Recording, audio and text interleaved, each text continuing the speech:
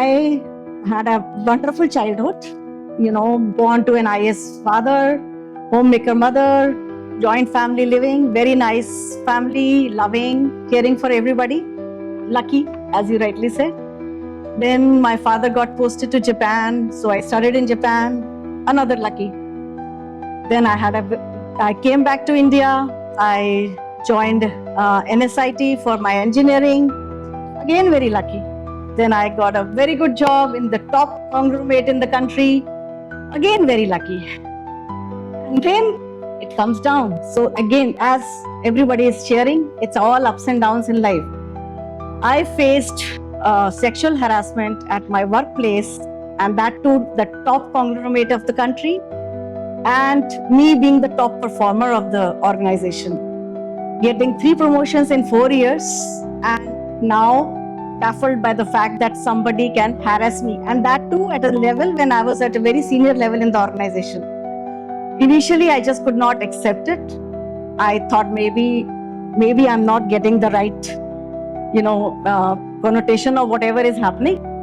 But then slowly it developed, and it was just difficult. I was up against the wall. I just could not perform. My whole team was in absolute insubordination with me because as we have our appraisal systems, I was their appraising manager, but my boss, who was the perpetrator, was reviewer. So the appraisal system, you can arm twist your reportees. So nobody stood by me. I was all alone in my seat. My team absolutely not cooperating, taking leaves, not telling me. I am off for a meeting, expecting some reports to be ready, but have not prepared the report. So I have seen all that. But something inside me told me that I cannot just keep quiet. I have to raise my voice. And then, yes, I had a lot of support from home, my family, my husband, my daughter. She was little, but yes, she could understand that mother was going through a lot of stress at work. Catch here is, when I had this issue, there was no POSH law in the country. So where do you go? What is happening to you? There is nobody to listen. This is not a thing. There is no definition to it in the corporate world. So, but thankfully, my organization had a whistleblower policy. So I decided to file it under that. But all said and done, it's a men's word. So my complaint, after a lot of grilling, lots of investigations, cross-questioning with my perpetrator, my HR head comes up and tells me that there is nothing that has corroborated against him, and it is a null and void, and you probably do not know how to work with men. Now that was a shocker, because I was there, a top performer, the only woman in the regulator's office, with 11 other men talking to the chairman about policy changes in the telecom world, and this man is telling me that I do not know how to work with men. So that was really devastating. Again, it did take a dip, and I did not know what to do. One thought was that I should quit and take a different path. But then something inside me said that I'll set a wrong precedence for my daughter and 2 other young women. So I decided to appeal. So sadly, since there was no law, there was no mechanism to appeal against the judgment. I decided to go to the board of the directors of my organization. Nobody had heard this. Nobody could, understand what is this woman saying? Why is she coming and, coming to the board of directors, writing to all the directors, giving all the details. But thankfully, the board of directors did give the cognizance, and my case was reopened with a new formation of a new committee. And that committee again grilled us both very badly. And that time also, I was almost on the verge of budging, because the kind of questions the committee was asking were not easily to be answered.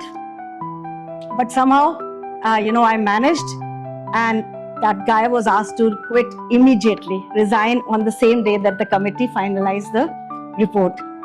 So that is something which I want to leave it with the women as well as men. I would not say that this is only for women. That is, I have always been saying that. This law is also misused for, with men also. So it is equally for both men and women, that you should have that grit, that resilience to fight back and stand for yourself.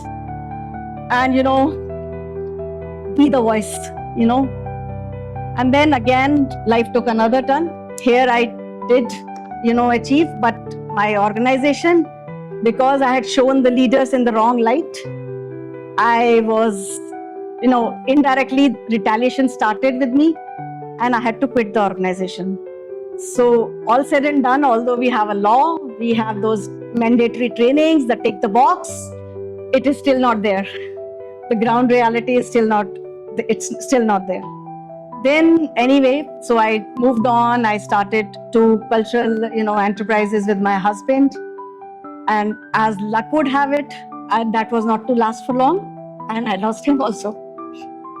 So it's all about, ups and downs in life.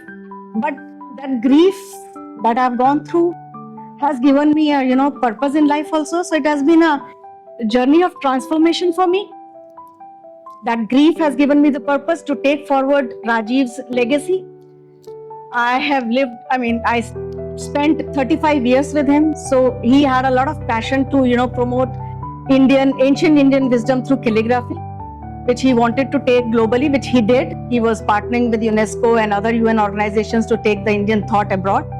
And now I'm taking forward that legacy and working on that. So that is the purpose that I found in that grief. And I feel that, life is a journey. You have your ups and downs. It is up to you what you want to learn. And that is the way it is, and it will never change. No matter what laws come in, what, good or bad, lucky or unlucky, you have to take it all in your stride. Thank you.